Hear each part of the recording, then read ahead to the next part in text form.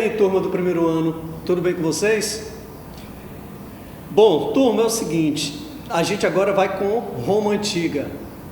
Nós já terminamos Grécia, certo? Já fizemos atividades, já fizemos avaliação, agora vamos partir para Roma, ok? Acho que basicamente esse módulo é basicamente Grécia e Roma, depois a gente vai dar uma olhadinha. Bom, turma, então é isso aí, civilização romana, e nós vamos ver uma das civilizações mais importantes da história da humanidade, justamente não só pelas suas conquistas, pela sua extensão, mas pelo seu legado, que foi a parte jurídica e a parte de comportamento social, certo? Pela primeira vez, populares vão começar a fazer greves, protestar, vão reivindicar, certo? E vão conseguir ser atendidas as suas reivindicações, ok? Então vamos lá, civilização romana.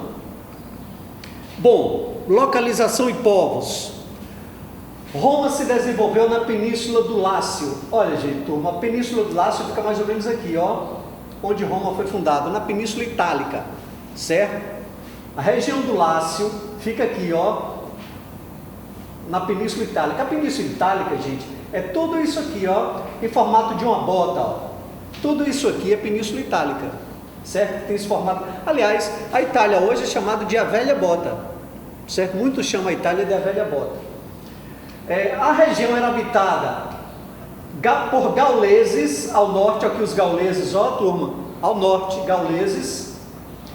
Etruscos e latinos aos centros, aqui, ó, aqui são os etruscos, certo? Aos latinos aqui, nessa região, e por último a Grécia, esse de vermelho aqui, ó, a Grécia, até essa região aqui, ó, que é chamado de Magna Grécia, certo? Então, toda essa região aí era habitada por povos antes da fundação de Roma.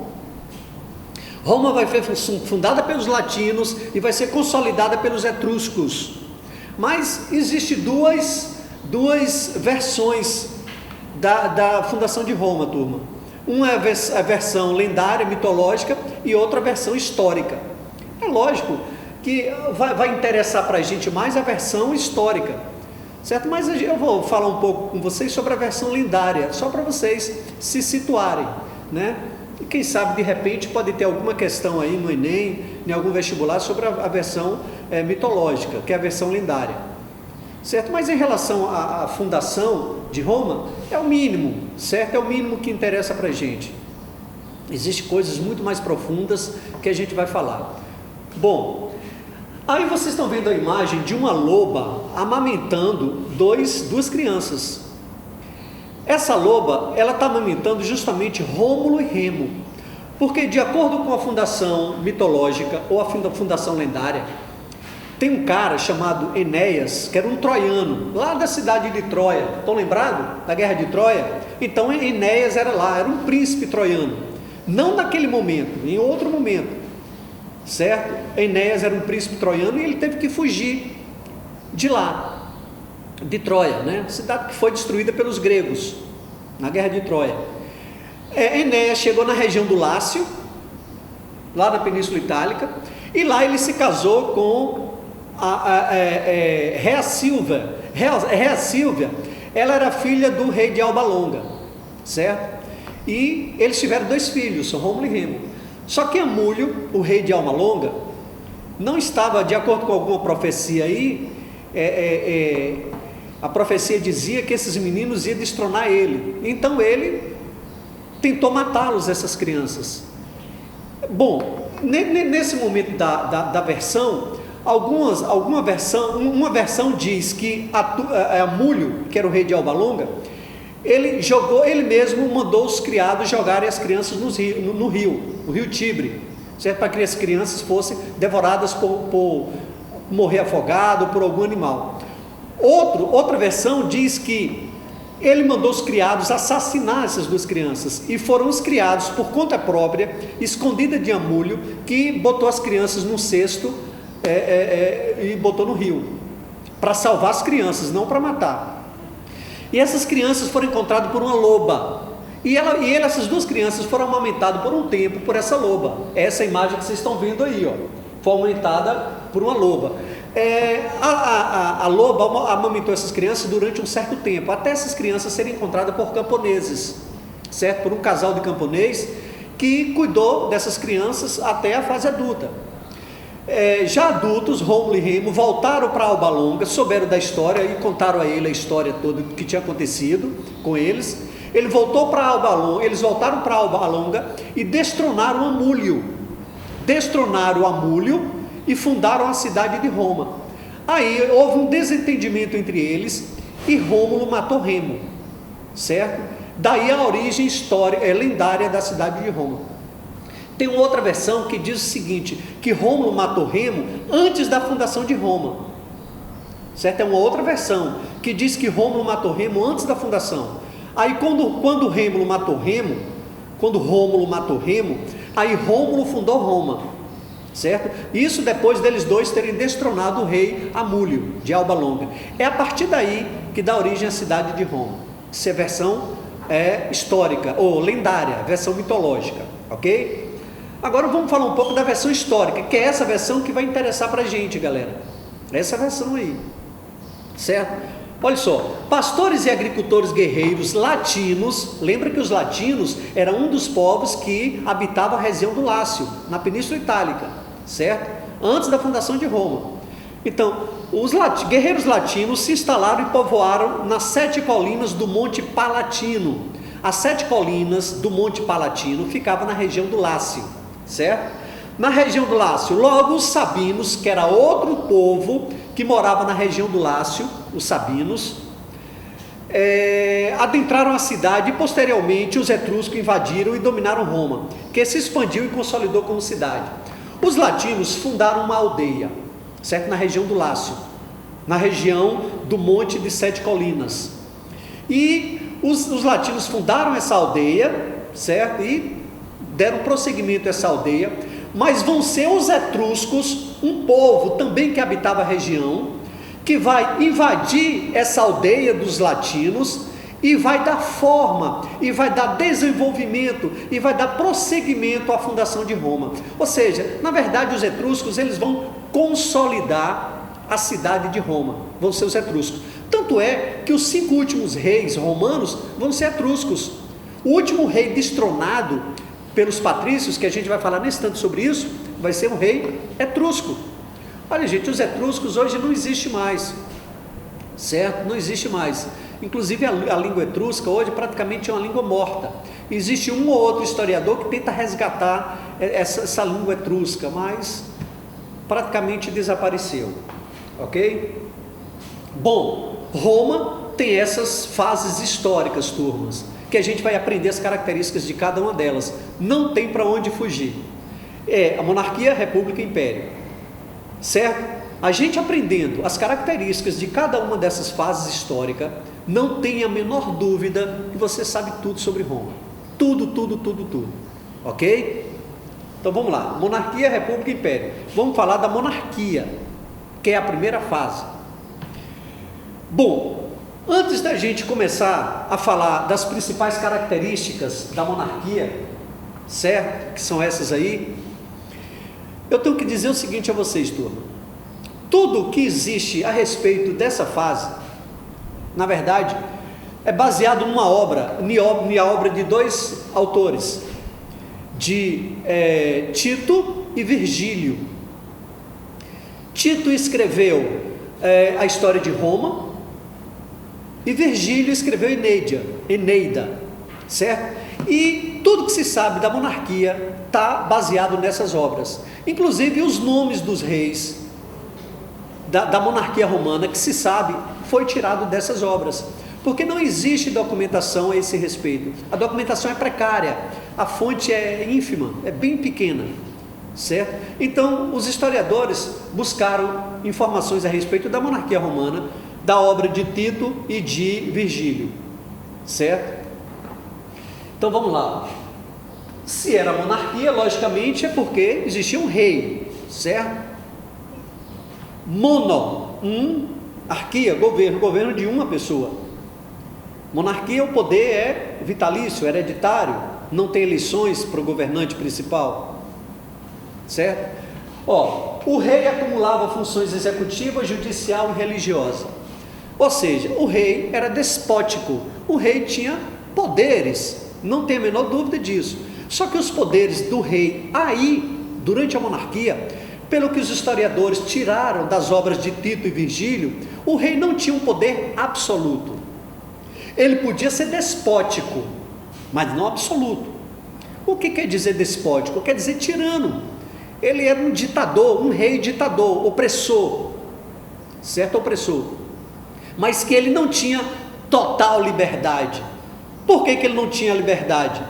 Porque a área legislativa, ou seja, o Senado aqui, vai limitar os poderes do rei.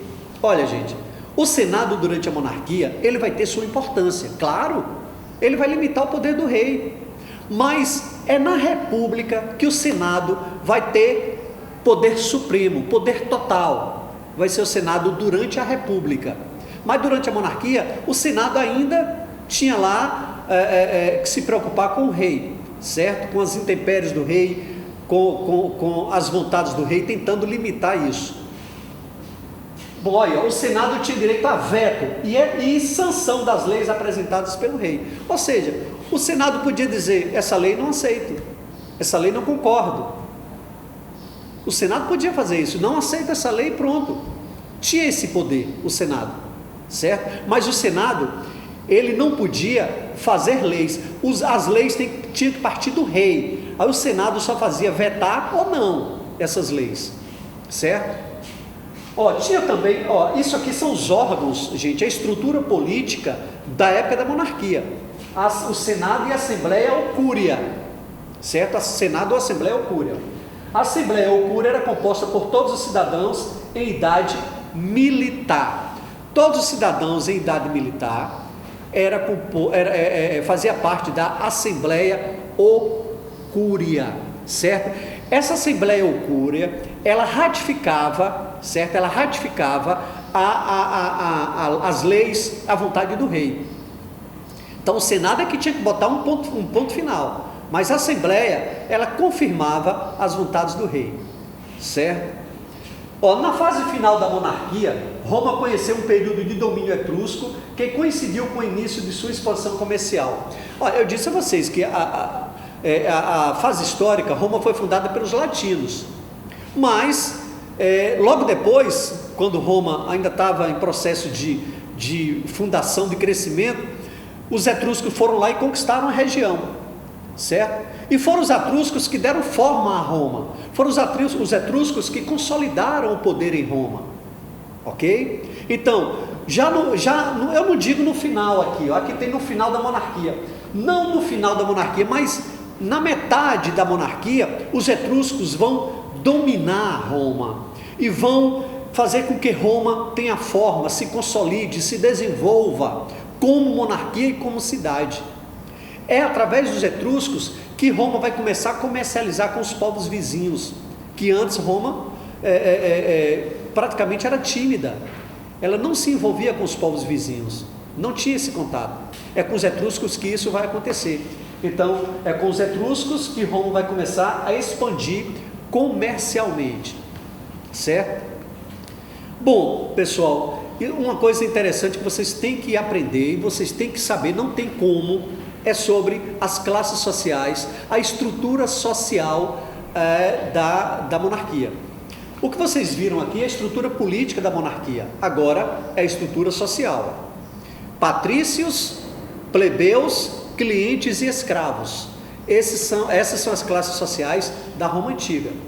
Patrícios eram cidadãos, tinham todos os privilégios, eram descendentes dos fundadores de Roma, certo? Os senhores, eram os aristocratas. Aristocrata, gente, lembra? Aristocracia vem de aristói, certo? Donos de terra, cracia, governo dos donos de terra. Então, toda vez que a gente se referir à aristocracia, a gente está falando de uma classe rica, cuja riqueza provém da posse de terras, certo? Então, os patrícios eram aristocracia, certo? Os privilegiados, os cidadãos, tinham todos os direitos políticos. Olha aí, ó, fundadores de Roma e seus descendentes, os maiores proprietários de terras, certo? Aí na frente vocês veem a figura do rei, ó. Tinha os plebeus.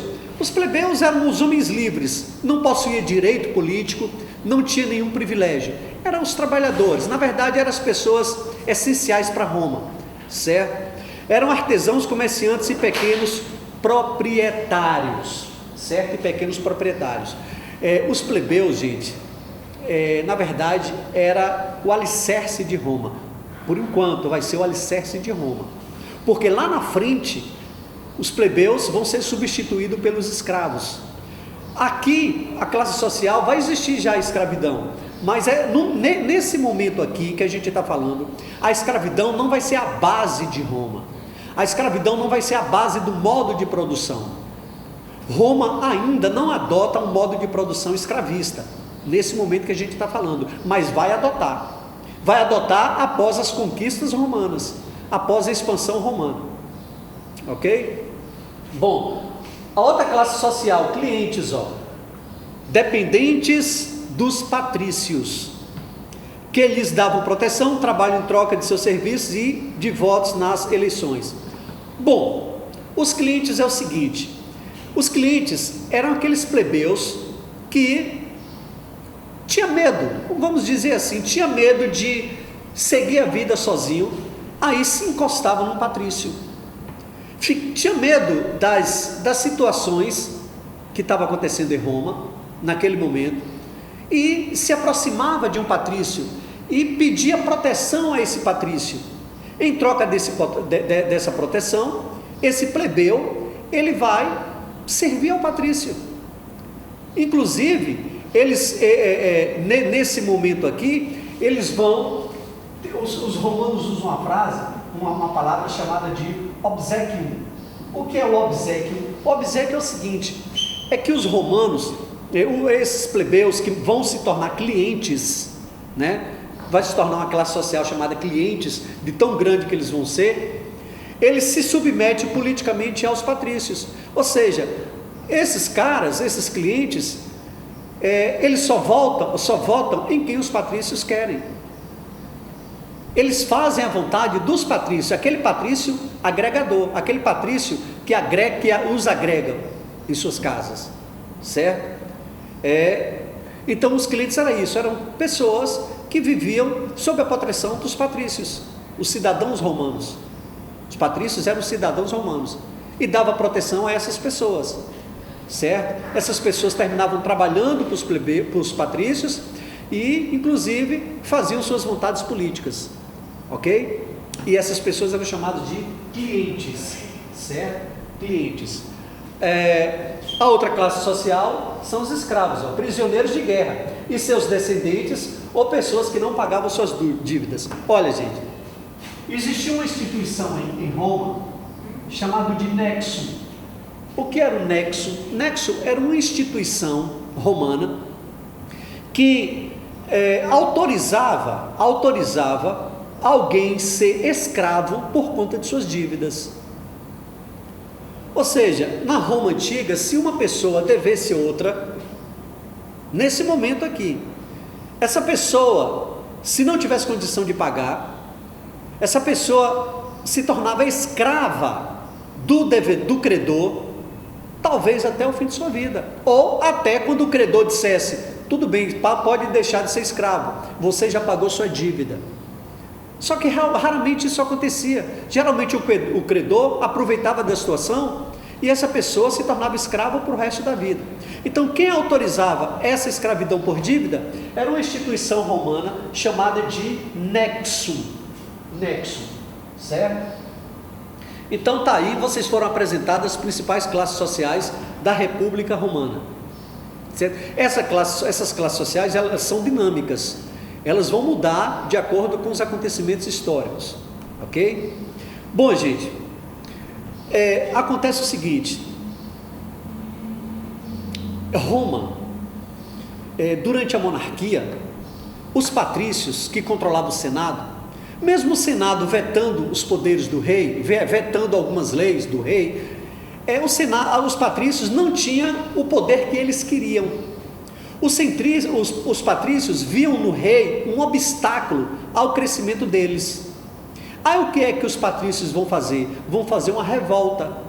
Os patrícios vão fazer uma insurreição e vão tirar do poder e vão destronar o último rei romano, o etrusco chamado Tarquínio, o Soberbo.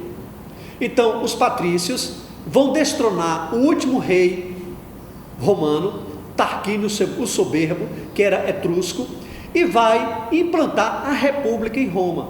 E tudo isso acontece em 509 a.C., porque a monarquia, ela vai desde a fundação histórica, 753, até 509, porque a partir de 509, os patrícios destronam o último rei romano, Tarquínio Soberbo, e se aposta do poder.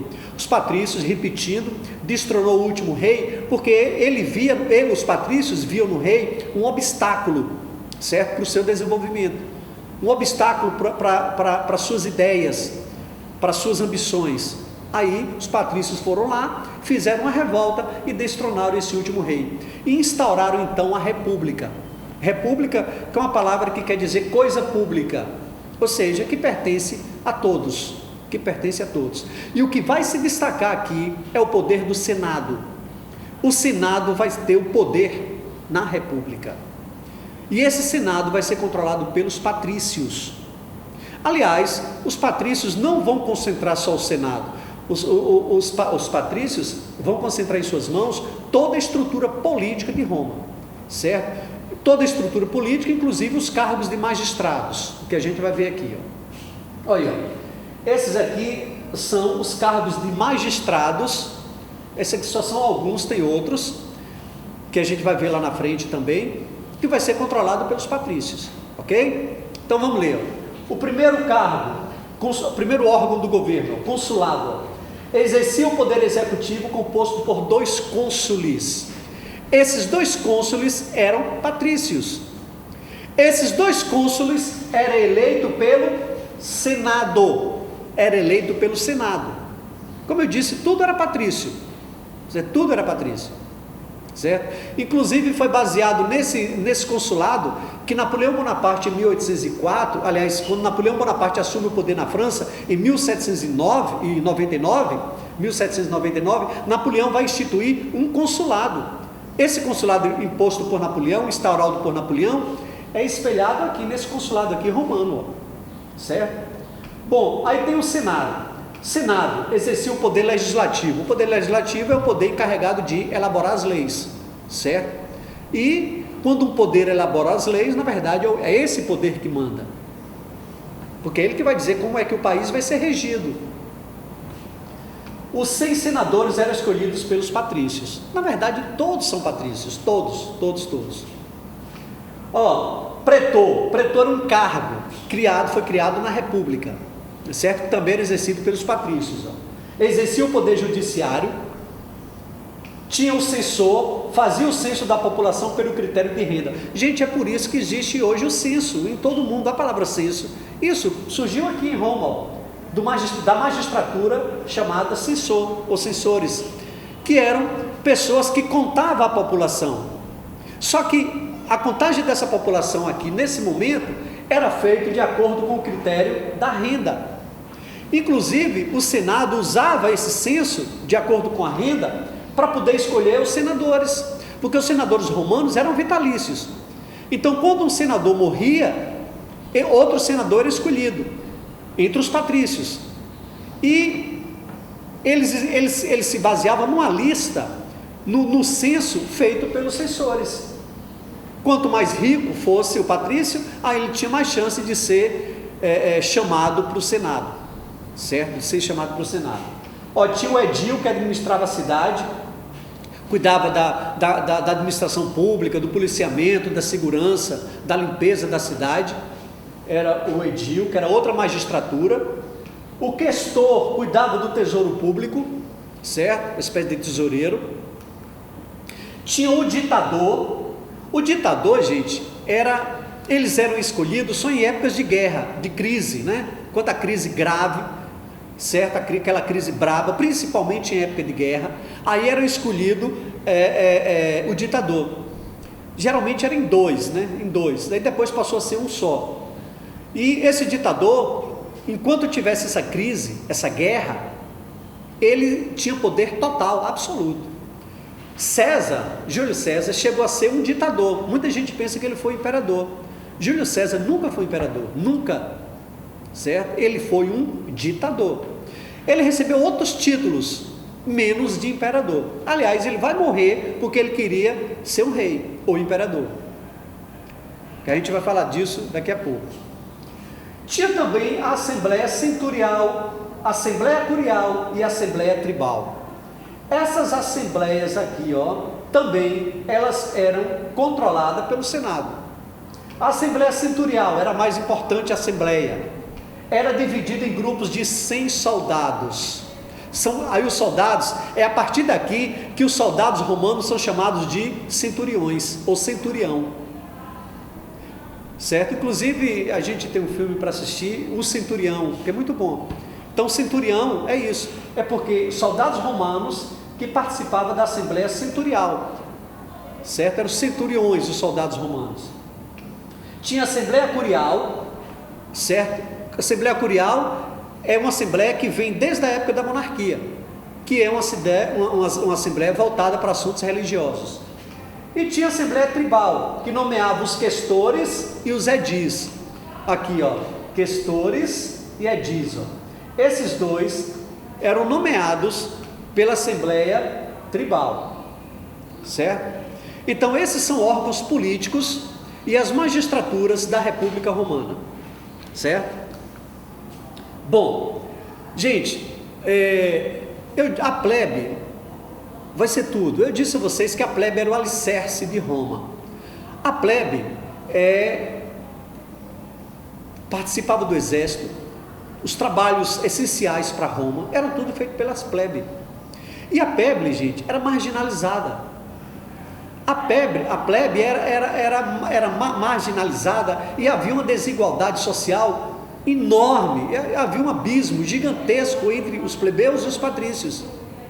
A plebe, então, vai mostrar seu descontentamento, porque a plebe percebe a sua importância. Roma já tinha um exército organizado, um dos maiores do mundo antigo. A cidade de Roma estava em franca ascensão, e tudo isso graças à plebe. Aí a plebe percebe a sua importância, e ao mesmo tempo percebe quanto está sendo marginalizada.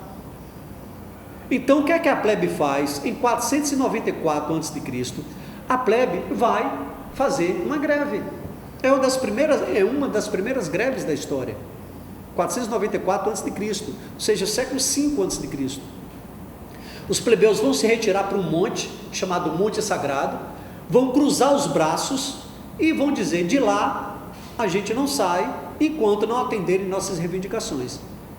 Os romanos patrícios, percebendo quanto grave isso era, vão prontamente atender às reivindicações dos plebeus.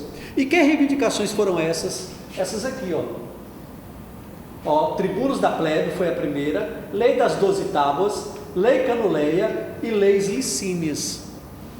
É lógico, gente, que essas leis foram atendidas, não foi imediatamente, foram aos poucos. Elas foram atendidas aos poucos com o passar dos anos, mas tudo começou com essa greve dos plebeus. Tudo começou com essa greve, certo? A primeira reivindicação de pronto atendimento foi essa aqui, o Tribunos da plebe, porque os plebeus queriam representações políticas, eles queriam representantes também lá no Senado, certo? Então o que é que os romanos fazem, os patrícios? Criam os tribunos da plebe. Tribunos da plebe, elegiam. Qual era a função desses tribunos da plebe? Esses tribunos da plebe eram tirados diretamente da plebe, ou seja, do povão, certo? Qual era a função? Elegiam assembleias populares. Esses tribunos da plebe tinham a condição de eleger as assembleias populares, ou seja, eleger membros, e eleger seus próprios magistrados, certo? Podiam vetar as decisões do Senado. Gente, isso é importantíssimo. Olha só, podiam vetar as decisões do Senado. Aí, o Senado só é de patrícios, riquíssimos, os homens mais ricos de Roma, que eram os senadores, vitalícios. Aí chegam os patrícios, criam uma lei, aí o tribuno da plebe, que representava os plebeus, vai dizer, não, essa lei eu não aceito. Imagina o problema que isso vai ser. É claro que isso vai ser um problema, e é claro, gente, que isso aqui só é no papel, porque na prática, os tribunos da plebe, eles não tinham coragem de vetar uma lei patrícia. Em primeiro lugar, a maioria dos tribunos da plebe se corrompiam ao tomar o poder. Eles se corrompiam, certo? Eles se corrompiam, eles tomavam gosto pelo poder. Os dois que não se corromperam, um foi assassinado, o outro foi pressionado e se suicidou. Foram dois irmãos, os irmãos Gracos, que a gente vai falar dele nesse instante, certo? A gente vai falar dele nesse instante.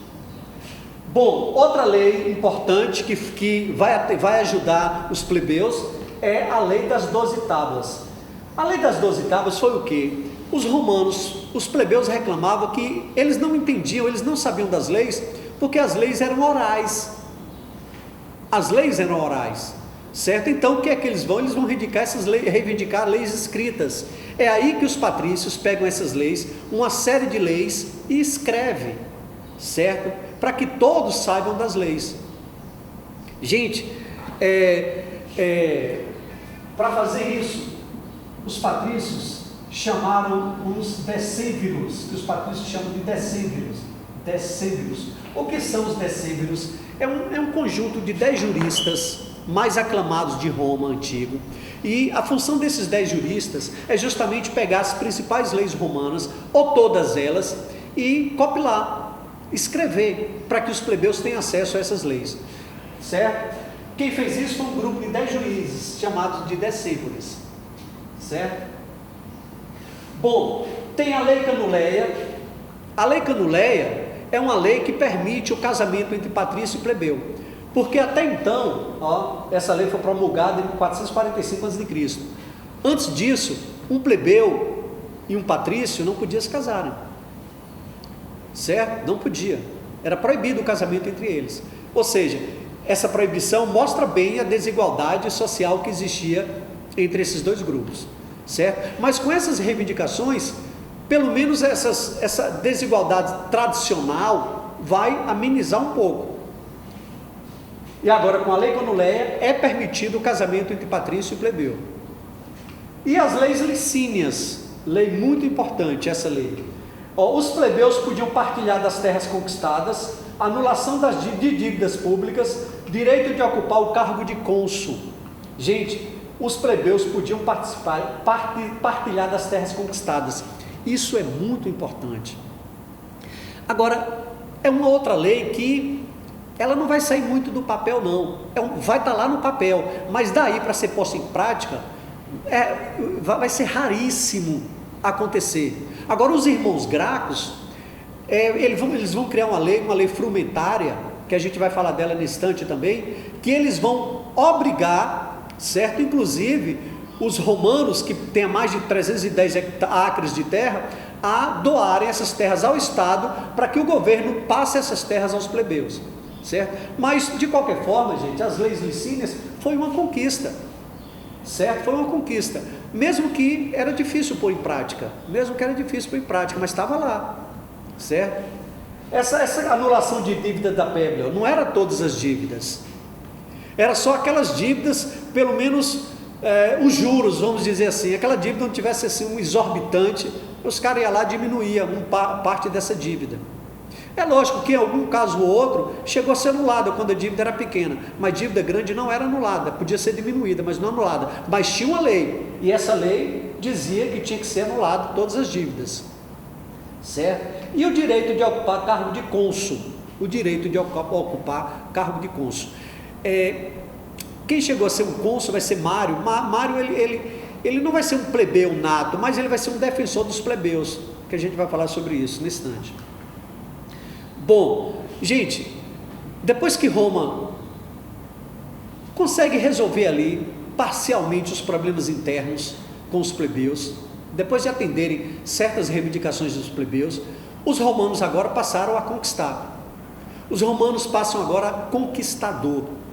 Gente, Roma chegou a se defender várias vezes de povos ali da região, povos vizinhos ali da região do Lácio, e rechaçou os ataques. Só que Roma rechaçava os ataques e ficava na dela. Só que agora Roma vai partir para o ataque. Roma vai começar a conquistar. Ela não vai só se defender, ela agora vai atacar. E a primeira região que Roma vai conquistar vai ser justamente a Península Itálica. Todos aqueles povos ali da Península Itálica, aquela velha bota ali, que nós vimos lá no início, todos aqueles povos vão ser conquistados. Todos. Ok? Olha, a conquista da Península Itálica se deu pela necessidade de obter gêneros alimentícios e também para pôr fim às invasões dos povos da região. Quer dizer, os povos da região estavam constantemente invadindo Roma. Ela ficava lá na dela, rechaçava o ataque, mas ficava. Então ela resolve agir. Ela resolve atacar antes de ser atacada. E também pela necessidade de gêneros alimentícios, ou seja, população crescendo. Precisava de terras férteis para plantar. Precisava produzir mais alimentos. Bom, olha, turma, depois que Roma conquista a Península Itálica, o próximo passo, conquistar o Mar Mediterrâneo.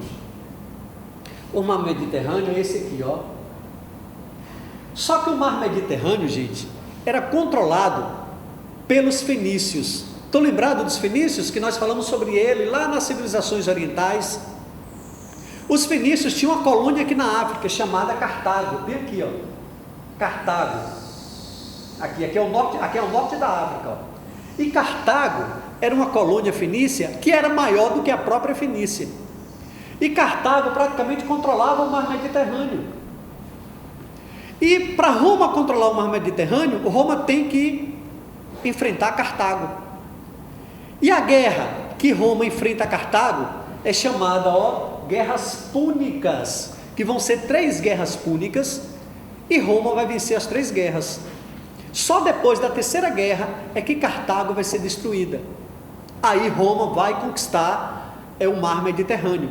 O Mar Mediterrâneo que Roma vai chamar de Mare Nostrum, quer dizer, nosso mar, porque todo o Mar Mediterrâneo e todas as colônias e povos próximos ao Mar Mediterrâneo vai ser conquistado pelos romanos.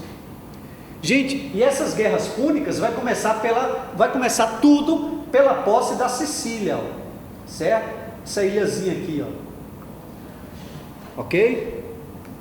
Bom, tá aí uma imagem da República do Mare Nostrum romano, aí, República Romana, tudo isso aí são regiões conquistadas depois das guerras púnicas. Aí você diz, professor, por que púnicas? A guerra contra Cartago? Porque os romanos chamavam os cartagineses de punis, ou púnicos, certo? Daí o nome Guerras Púnicas, a guerra de Roma com Cartago, ok? E depois das conquistas romanas aí, então o Mar Mediterrâneo agora passa a ser controlado totalmente por Roma. Por isso que Roma chama de Mare Nostrum. Mare Nostrum, olha, Mare Nostrum, nosso mar. Depois das guerras púnicas, Roma conquista todo o Mar Mediterrâneo. Bom, vocês lembram, todas isso aí são terras conquistadas por Roma. Olha só, Roma só era isso aqui, gente. Só era essa pontinha aqui onde tem o ozinho aqui, Só aqui era Roma, de romana. De repente Roma conquista toda a Península Itálica, que é aqui esse formato de bota, e depois Roma conquista toda essa região aqui, o Mar Mediterrâneo, aqui a Europa, praticamente Roma conquistou tudo, tudo. Então Roma tomou gosto por conquista e não vai parar mais. Roma toma tanto gosto pelas conquistas, que Roma, gente, vai se tornar a civilização mais beligerante da humanidade, a civilização mais belicosa, a civilização que mais vai tomar gosto pela guerra, pela violência, pela atrocidade, vai ser Roma. Para isso, Roma vai construir um exército gigantesco, que vai envolver todos esses povos aqui, Todos os povos conquistados eram obrigados a deixar seu exército à disposição de Roma, todo ele, certo? E as consequências para Roma vai ser muito boas e inimagináveis, certo? Inimagináveis, porque com essas conquistas, Roma vai ter outros problemas internos. Quais são esses outros problemas internos, professor? Justamente porque vai chegar um número demasiado de escravos, número muito grande de escravos, e esses escravos vão substituir os plebeus nos seus trabalhos. Esses escravos vão substituir os camponeses lá no campo, na zona rural, e esses camponeses vão se juntar aos plebeus das cidades e vão se tornar uma massa gigantesca desempregada. Aí Roma vai ter problemas seríssimos. Então, consequências da expansão romana: grande afluxo de riqueza para Roma, ou seja, Roma recebe riquezas de todo o mundo. Cada região conquistada oferecia a Roma riquezas gigantescas. A ruína do pequeno camponês, Por que a ruína do pequeno camponês? Como eu disse a vocês, porque Roma vai receber tantas terras e tantos escravos, que esses escravos vão começar a substituir o agricultor, certo? Nas terras dos patrícios. Os patrícios então vão poder produzir em larga escala, porque eles vão receber terras, muitas terras. Eles já tinham terras e iam receber mais terras ainda, e eles podem baratear o produto, enquanto que o pequeno camponês não tem condição de competir com os patrícios. Então, forçadamente, o pequeno camponês vai ser obrigado a vender suas terras para os patrícios e ir para a cidade. É o que a gente chama de êxodo rural, que é a saída do homem do campo para a cidade, certo? Que pode ser forçado ou não. Tanto é que o êxodo rural é uma das consequências da expansão romana.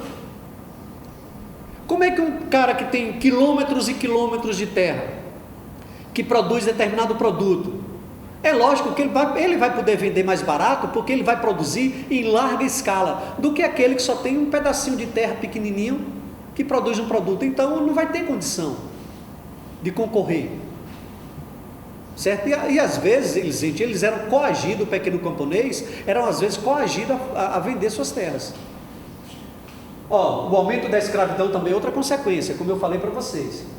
Agora, você lembra que eu disse que as classes sociais romanas eram dinâmicas, que estava sempre em movimento, mudando tudo? Aqui, a primeira mudança é aqui, com a expansão romana, vai surgir novas classes sociais. A camada senatorial, que são os aristocratas, quer dizer, patrícios que antes só eram patrícios, não eram tão ricos, vão se tornar riquíssimos e vão fazer parte da aristocracia. É como se fossem os novos ricos. A classe equestre, outros novos ricos, que eram mercadores, banqueiros ou homens novos, também vão surgir. Os clientes, esses clientes já existiam, certo? E os proletários, plebeus miseráveis, cuja única posse era uma plore numerosa. Daí o nome veio proletários, que eram pobres que tinham muitos filhos, certo? Pobres que tinham muitos filhos, daí o nome proletário, certo? Que durante a Revolução Industrial vai ser o nome dado aos trabalhadores das fábricas, que hoje a gente chama de operários. Durante a Revolução Industrial, esses trabalhadores das fábricas eram chamados de proletários. Por quê? Porque eram trabalhadores de origem do campo, lá da Inglaterra, da zona rural, e que tinham muitos filhos. Bom, isso aí é importante vocês saberem isso, certo? Isso é uma curiosidade. Vou ler para vocês. Graças às suas conquistas no Oriente, certo? Roma atraiu milhares de intelectuais e mercadores gregos. Também foram trazidos para Roma escravos. Esse influxo, quer dizer, essa vinda em abundância, em demasia, em grande quantidade, acelerou o processo de helenização, já iniciado do contato de Roma com as cidades gregas. Gente, helenização. Você lembra que os gregos eram chamados de helenos? Você lembra do período helenístico, que foi quando Alexandre o Grande pegou a cultura grega e difundiu lá no Oriente Médio, e fundiu com a cultura egípcia, e que os gregos eram chamados de helenos? Ou seja, Roma, gente, vai vai absorver a cultura grega, justamente através de intelectuais, de pensadores, de mercadores gregos que vão sair da Grécia para Roma, porque a Grécia foi conquistada por Roma, certo? Roma tem Roma, quando falava da cultura grega, Roma ficava com os olhos brilhantes, tanto é que os escravos romanos, gente, porque escravos aqui para Roma naquela época, não era por causa da cor, era por causa de povos ser conquistado ou não. Por exemplo, quando Roma conquistava um povo, Roma podia escravizar aquele povo, independente da cor. E muitos intelectuais, filósofos gregos, matemáticos, estudiosos gregos, foram escravos de Roma. E esses inteligentes, esses caras filósofos, os pensadores, os patrícios pegavam e colocavam eles como preceptores dos seus filhos, ou seja, professores dos seus filhos. E esses pensadores filósofos, é lógico que eles vão ensinar a cultura grega. E isso foi difundido em toda Roma, a cultura grega. Tanto é que os gregos eram politeístas e os romanos vão se tornar politeístas, quer dizer, vão ser politeístas, e os romanos vão adorar os mesmos deuses de Grécia. A diferença é que os deuses romanos vão receber um outro nome, mas vão ser os mesmos deuses da Grécia, mas vão receber um outro nome, certo? Por exemplo, Afrodita em Grécia, na Roma vai ser Vênus, certo? Zeus na Grécia, em Roma vai ser Júpiter, mas a função é a mesma, certo? Uma consequência fundamental da expansão foi o contato com a experiência jurídica de outros povos, entre os quais os gregos. Experiência jurídica. Eu disse a vocês lá no início da aula que um dos maiores legados dos romanos para a humanidade foi justamente o conhecimento da área jurídica, certo? A literatura jurídica. E essa literatura jurídica, os romanos vão tomar conhecimento dela quando ele passa a ter contato com outros povos em suas conquistas. A partir daí, Roma vai começar a elaborar os seus próprios conhecimentos, os seus próprios livros jurídicos, suas próprias leis. Mas tudo começou com o contato de Roma com os povos conquistados. Ok? Bom, vocês lembram que eu disse a vocês que com as conquistas romanas, é lógico que vai ter problemas graves, problemas internos graves. E esses problemas internos vai ser justamente pela grande massa de pessoas desempregadas que vai ter em Roma, que os próprios plebeus da cidade, que vai ser substituído pelos escravos, e os pequenos camponeses que vão ser coagidos a saírem de suas terras, que vai vir do campo para as cidades. Então existia uma grande massa de desempregados em Roma, fazendo bagunças, assaltando, praticando atos violentos, embebedando, causando brigas, certo? E isso vai ser problema. É aí que vai ser acionado 2 tribunos da plebe importantíssimos, que são os irmãos Graco, certo? Nós vamos falar do primeiro aí, Tibério Graco, eleito tribuno da plebe em 133, propôs uma lei pela qual quem tivesse mais de 310 acres de terra, deveria doar o excedente para o governo, a fim de que este as arrendasse aos cidadãos pobres. Gente, 310 acres de terra, o que é isso? Um acre de terra é equivalente o quê? Mais ou menos uns 4.000 metros quadrados, não mais ou menos isso, 4.000 metros quadrados. Então, vocês lembram que quando os romanos conquistaram, começaram suas conquistas, eles conquistaram muitas terras, e essas terras eram divididas entre os patrícios.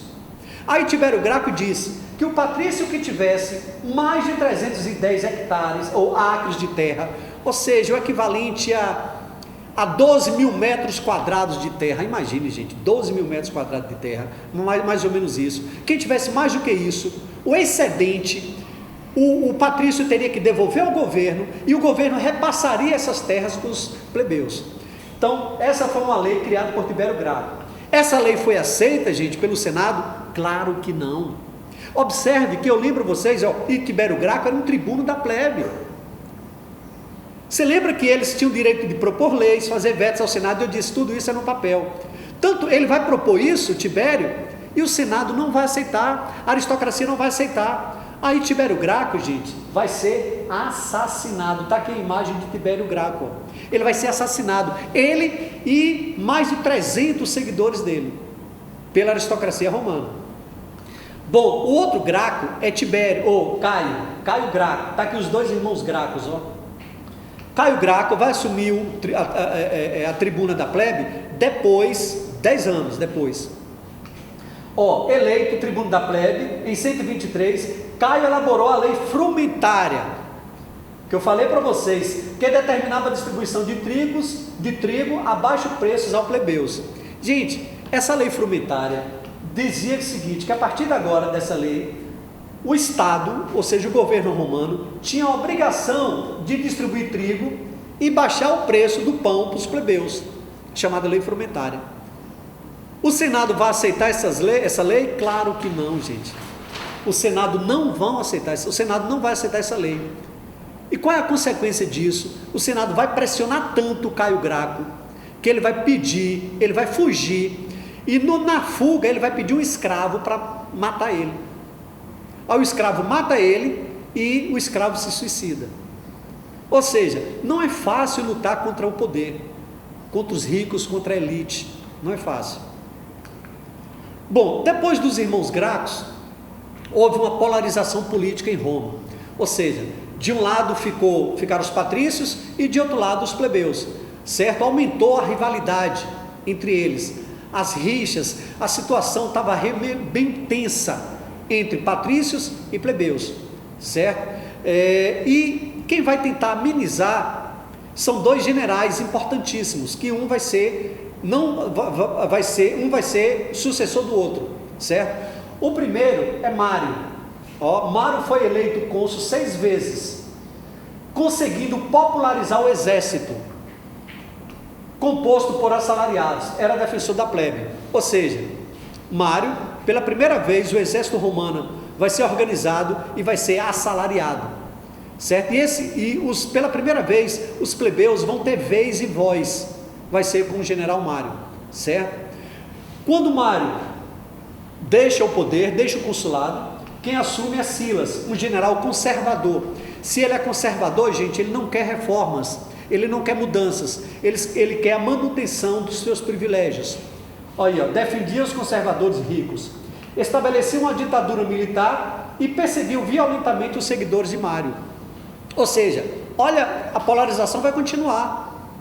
Entra um que é defensor dos plebeus, aí sai esse, entra outro que é defensor dos ricos. Então essa polarização vai continuar. A situação de Roma vai ficar tão tensa que o Senado vai ser obrigado a eleger os triunviratos. Ou seja, não vai ser mais uma pessoa, um cônsul, que vai governar Roma. Agora vão ser 3. E o governo dessas 3 pessoas vão ser chamados de triunviratos, como está aqui, governo de 3 pessoas. Em 60 a.C., o Senado elegeu 3 fortes líderes políticos ao consulado: Júlio César aqui no meio, Pompeu aqui e Crasso. Júlio César, Pompeu e Crasso, eles vão formar o primeiro triunvirato, certo? Júlio César vai derrotar Pompeu e vai derrotar Crasso. Olha, cada um, gente, vai ficar com uma região de Roma, não da cidade, mas do império. Aí vai acontecer desentendimento entre eles, e Pompeu e Crasso vai ser derrotado por Júlio César, e Júlio César vai se tornar o único cônsul, o cônsul vitalício em Roma. Júlio César vai aumentar as conquistas romanas. Júlio César, ele vai se aproximar da plebe, ele vai tomar medidas que vai agradar a plebe, certo? Quando Júlio César chega, a plebe fica empolvorosa, gritando o nome de Júlio César. E Júlio César, assim, automaticamente, o Senado, então, dá vários títulos a Júlio César: ditador vitalício, cônsul vitalício, dá o título de Augusto, Augusto quer dizer divino, dá o título a César, todos os títulos merecedores, mas não dá um que César quer, que é monarquia, que é o direito de ser rei ou imperador. E César sonha em ser rei ou imperador. Gente, Júlio César, ele sonha tanto em ser rei ou imperador, que o Senado fica tão preocupado com essa vontade de Júlio César ser rei, que o Senado tem medo de perder os seus privilégios, porque o Senado que controlava a república.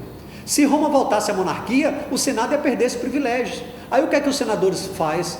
Tramam um assassinato de Júlio César. E Júlio César, então, gente, é convidado para ir ao Senado. Júlio César acredita que esse convite é para proclamar ele rei de Roma. Só que na entrada do Senado, Júlio César é assassinado por senadores. Júlio César é recebido a punhaladas, certo? Júlio César é recebido a punhaladas. E Marco Antônio, que era o general, o braço direito de Júlio César, persegue os senadores, certo? Os senadores que mataram César, e destrói todos eles. Aí o Senado, certo? Pressionado por Marco Antônio, forma o segundo triunvirato, que é esse aqui, ó. O segundo triunvirato, formado por Lépido, que é esse cara aqui, ó. Marco Emílio Lépido, Marco Antônio, que é esse do meio, e Otávio, que é esse aqui. Esse Otávio aqui, ele vai ser o primeiro imperador de Roma, o primeiro. Por isso que eu disse que Júlio César não era imperador, não foi. Só que ele vai ser tão importante que os imperadores mais importantes de Roma vão ser chamados de César, em homenagem a Júlio César. Os imperadores romanos mais importantes vão ser saudados com Ave César, quer dizer, saudação ao grande imperador, em uma homenagem a Júlio César, que não foi imperador. Deixar bem claro isso, certo? Ó, Otávio empreendeu Otávio é esse aqui, ó, que era sobrinho de Júlio César. Empreendeu uma disputa pelo poder, destituindo Lépido aqui, ó, e enfrentando Marco Antônio na batalha naval de Ácio, em 31 a.C. Marco Antônio, gente, ficou com o Egito, o Oriente, na divisão do segundo triunvirato. Marco Antônio se envolveu com Cleópatra. Cleópatra já tinha sido amante de Júlio César. Cleópatra, inclusive, chegou a ter um filho de Júlio César.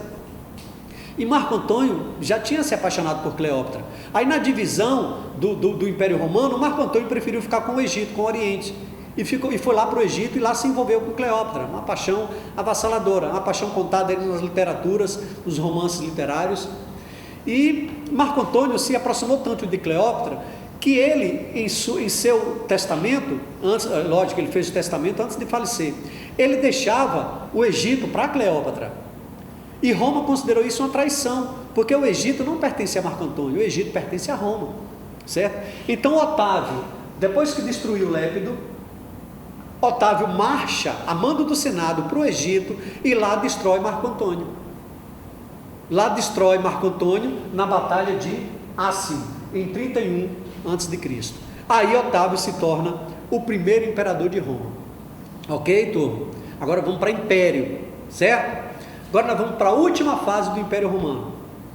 Então o Império começa em 27 e vai até 476. Por que 476? Porque é aqui que Roma cai, nesse ano aqui. Bom, com a chegada do Império, reorganizou-se a estrutura política romana, concentrando-se toda a autoridade na mão do imperador. O imperador passa a ter poder total, absoluto. Professor, vai existir o Senado ainda? Vai existir sim, o Senado vai continuar. Algumas magistraturas que existiam na República vai continuar, mas agora quem manda e desmanda é o imperador. O Império Romano se divide em duas fases, Alto Império e Baixo Império. O Alto Império é o apogeu, o sucesso total. O Baixo Império já é a decadência. O imperador era supremo mandatário, tinha o controle total da política, sobrepondo o seu Senado. O imperador nomeava os magistrados, controlava o exército e interferia nas questões religiosas. Aquelas magistraturas que nós falamos lá no início da República, edil, pretor, questor, censor, ali agora quem indicava eram os senadores, ou quem indicava eram os senadores, agora vai ser o imperador que vai indicar, certo? Bom, agora vamos falar um pouco do nosso primeiro imperador, o primeiro imperador romano chamado Otávio Augusto. Augusto, gente, é um título. O nome dele é Otávio, na verdade, se não me engano, era Otávio César. Otávio Augusto é um título, Augusto quer dizer divino, certo? Um ser que está acima dos outros, próximo aos deuses. Porque a partir de agora o imperador vai ser adorado como um deus, certo? Vai ser adorado como um deus. Olha, o primeiro imperador preocupou-se com obras públicas, criou a guarda pretoriana, distribuiu trigo à população, política do pau e circo. Olha, gente, na verdade, o governo de Otávio Augusto vai ser um dos melhores governos de Roma, certo? O governo de Otávio Augusto, Roma vai viver um período de paz e prosperidade. Esse período de paz, Augusto vai se preocupar tanto com as defesas de Roma, vai fortalecer tanto o exército romano, que Roma vai viver um período de paz. Roma não vai se preocupar mais em invadir ninguém no governo de Otávio Augusto, e ninguém vai invadir Roma. Roma, no governo de Otávio Augusto, vai se contentar com o que tem. E olha que não tinha pouco. Roma tinha praticamente o mundo aos seus pés. Certo? E isso Otávio Augusto vai ter tempo e tranquilidade para trabalhar internamente no império. Certo? E por isso que esse período de Otávio Augusto é chamado de século de ouro, porque é um período que Roma vai ter muita prosperidade, tanto no campo econômico quanto no campo cultural, e também vai ter paz. Roma não vai se envolver em guerra. A história chama esse período também de Otávio Augusto de Pax Romana, que é a paz romana. Olha, a política de pão e circo, o que é isso? Gente, eu disse a vocês que Roma tinha um excedente populacional, uma grande massa urbana desempregada, certo? E para entreter essas pessoas, Otávio Augusto criou as grandes arenas, certo? Quer dizer, as arenas que já tinham sido construídas desde a República, mas é com Otávio Augusto que vai ter um outro sentido, vai ter uma outra história. Essas arenas vão começar a promover espetáculos e o povo, espetáculo gratuito para o povo ir nessas arenas, e esses espetáculos, o único objetivo é o quê? Acalmar a plebe, acalmar o povo, para que o povo esqueça um pouco dos seus problemas. E durante a apresentação desses espetáculos, era distribuído bebidas e pão ao povo que estava assistindo. Teve imperador que já fez esses espetáculos durarem mais de 160 dias durante o ano. Imagine, gente. Era praticamente um espetáculo a cada 2 dias. Justamente por quê? Para o povo ficar lá preocupado e esquecer dos problemas. Aqui vocês estão vendo uma arena onde um gladiador, geralmente eram escravos, que lutavam matando outros escravos, aqueles escravos que lutavam com outros escravos, para entreter o povo, o público romano. Isso é a política do pão e circo. Pão, porque era distribuído, pão e bebida para os plebeus que estavam assistindo, e circo por causa da apresentação. Às vezes tinha gladiador, escravos lutando contra animais, escravos lutando contra outros escravos, animais lutando contra outros animais, tinha corridas de bigas, umas carroças que tinha 4 cavalos, e por aí, certo? Ainda de Otávio Augusto, aqui a imagem dele, ele criou uma nova estrutura administrativa. Como eu disse a vocês, ele teve tempo para administrar, ele teve paz, ele não estava em guerra, e isso era uma novidade em Roma. Geralmente Roma estava o tempo todo em guerra, com Otávio Augusto não. Então ele fez mudanças significativas na arrecadação, na estrutura do governo, certo? Em todos os sentidos. E a sociedade passou a ser dividida em cidadãos e provinciais, certo? Cidadão e provinciais. A ordem senatorial agora tem mais, era dividido de acordo com a renda. Gente, esse nome aqui, sestércios, era o nome da moeda romana na época. Então, para fazer parte da ordem senatorial, tinha que ter mais de 1 milhão de sestécio. Essa ordem senatorial, ela foi criada de acordo com as conquistas romanas. Como eu disse a vocês, eram os novos ricos. E os ricos se tornaram mais ricos ainda. E tinha a ordem equestre, era quem tivesse mais de 400 mil sestécio. E tinha a ordem plebeia, certo? Ele só fez da nova ordem. Essa ordem plebeia equivale aos provinciais, aos pobres, certo? Bom, olha aí, Otávio Augusto organizou um poderoso exército, como eu disse a você, por isso que Roma estava em paz. Não invadia ninguém invadia Roma. Pax Romana, o período de paz. Isso aqui é interessante. Foi no governo de Otávio Augusto que surgiu o cristianismo, gente. Por que a gente está dando uma ênfase em cristianismo? Porque é esse cristianismo que vai começar a questionar os valores romanos. É esse cristianismo que vai abalar a estrutura romana. Porque os cristãos não vão aceitar adorar o imperador como Deus, porque para os cristãos só existe um Deus. Os cristãos não vão aceitar a escravidão, porque para os cristãos todos são iguais, e isso vai incomodar muito os imperadores a partir daí. É por isso que os cristãos vão se encontrar escondidos lá nas catacumbas, certo? Lá nas catacumbas. Só mais tarde, só na decadência, lá no Baixo Império Romano, é que os cristãos vão ter liberdade de culto, certo? A língua oficial dos romanos passa a ser o latim, no governo de Otávio Augusto. Ó, e século de ouro, ó, graças a Mecenas. Mecenas é um ministro de Otávio Augusto, uma espécie de ministro da cultura, que ele valorizou tanto a cultura e a arte, gente, que a partir daí, esse nome pegou tanto, esse nome de Mecenas, desse ministro, que todas as pessoas que valorizam a arte, que protegem os artistas, que patrocinam os artistas, são chamados de mecenas, graças a esse ministro de Otávio Augusto, chamado Mecenas. E graças a esse incentivo que ele deu, essa prosperidade que teve, é chamado de século de ouro, o governo de Otávio Augusto, certo? Bom, com a morte de Otávio, o Alto Império passa por diversas dinastias. Dinastia, ó, Júlio Claudiano, Flávios, Antoninos e Severos. O que são dinastias? Nós já falamos sobre isso, quando a gente falou sobre os egípcios. Dinastia é quando um grupo familiar fica no poder de geração em geração, poder passado de pai para filho, de irmão para irmã, e assim, da mesma família, durante gerações e gerações. Isso é dinastia, o termo usado é esse. E após a morte de Otávio, o Alto Império passou a diversas dinastias. E apesar do sucesso de uma dessas dinastias, é a partir daqui que os romanos vão se desestruturar. É a partir daqui, de algumas dessas dinastias, que os romanos vão entrar em decadência, certo? Ó, os sucessores de Augusto desestruturam o governo. Não são todos, mas a maioria vão desestruturar o governo. Descontrole político. Vai ter problemas internos, brigas do imperador com os senados, traições, certo? O exército vai crescer em demasia, não vai ter como controlar esse exército tão gigantesco que ele é. Ou seja, Roma está caminhando para o fim. Ó, de um modo geral, essa situação agravou com os imperadores Tibério, Calígula e Nério, certo?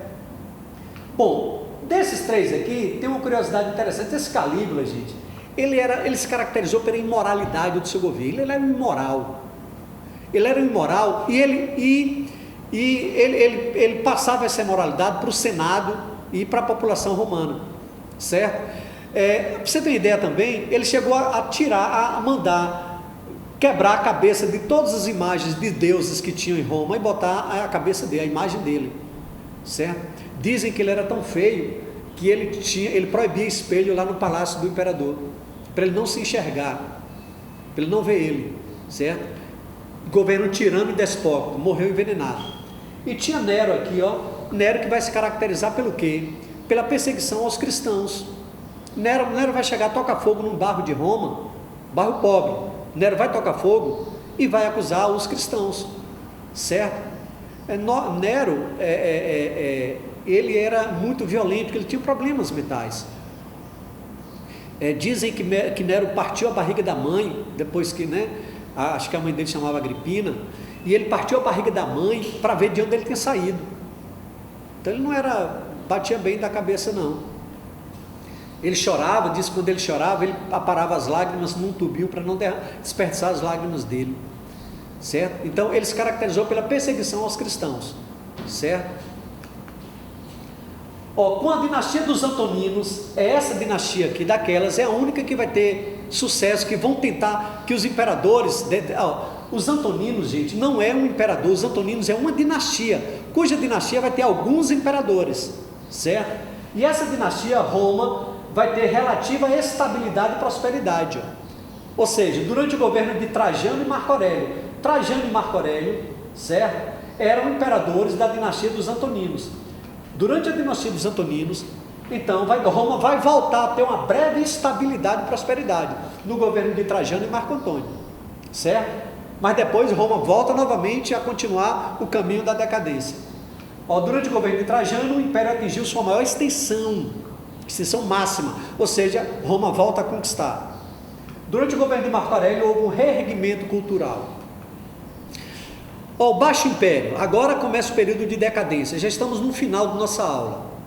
Foi marcada pelas grandes crises e pela anarquia. Anarquia é o caos, falta de ordem, certo? É o desmando, isso é anarquia. Devido principalmente à interrupção das conquistas. O que arruinou a economia imperial? Gente, Roma vivia de conquista. O modo de produção de Roma era escravista. Roma já era a única civilização do mundo totalmente escravocrata, que dependia 100% da escravidão. Era Roma. Quando Roma para de conquistar, para de entrar escravos em Roma. Roma começa então a ter problemas. Roma para de abastecer o seu imenso império com a falta de conquista. E isso vai levar à ruína. Baseado no trabalho escravo e na exploração das províncias. Imperadores que se destacaram nesse período: Diocleciano, Constantino e Teodósio. Pronto, esses são os únicos imperadores que a gente vai falar só um pouquinho de cada um deles, certo? São os imperadores que vão se destacar durante o Baixo Império, que é o período de Roma rumo à decadência. Então vamos lá, imperador Diocleciano. Interessante isso é importante, viu? Isso é importante.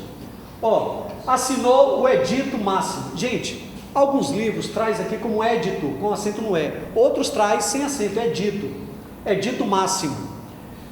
Fixando os preços máximos para as mercadorias e salários, sendo os infratores condenados à morte. Ou seja, Diocleciano, ele vai pegar e botar e congelar os preços. O preço das mercadorias e salários não pode passar disso. Ele estava tentando reorganizar a economia romana. É lógico que não vai dar muito certo não, certo? Mas é uma tentativa, certo? Quando ele fixa preço para os produtos e fixa também um teto salarial. O salário não pode passar daqui, não pode ter aumento. Diocleciano, ele vai criar tetrarquia. Gente, o que é tetrarquia? Tetrarquia, governo de quatro pessoas, certo? Governo de 4 pessoas. São 4 generais que vai dividir Roma, o Império Romano. Gente, nesse momento, quando Diocleciano cria a tetrarquia, Roma passa a ter o poder político descentralizado. Enquanto era um imperador só, o poder político era centralizado. Agora o poder político é descentralizado. Está aqui a imagem de Roma dividida entre os 4 generais. Cada cor dessa vai ser governado por um imperador general, certo? Então aqui politicamente Roma é uma tetrarquia, ok? Roma já está um caos total. Os generais, o exército querendo controlar o poder, os generais brigando entre si, o exército gigantesco, falta de controle, tudo isso vai levar Roma ao fim. Ao imperador Constantino, outro imperador que vai se destacar no Baixo Império. O imperador Constantino vai assinar o Edito de Milão, ou Édito de Milão.